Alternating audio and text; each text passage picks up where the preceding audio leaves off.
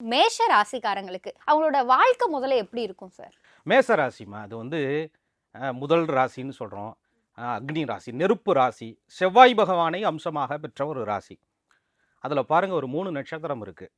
அஸ்வினி நட்சத்திரம், பரணி நட்சத்திரம், கார்த்திகை நட்சத்திரம்.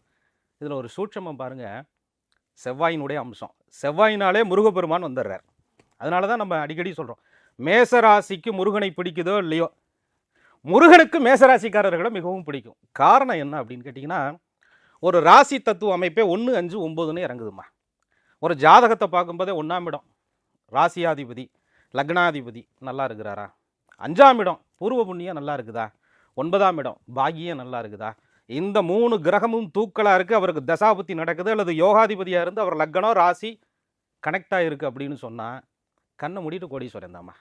அந்த தசை வரும்போது என்ன வேணாலும் நாட்டில் நடக்கட்டும், இவங்க நல்லா இருப்பாங்க.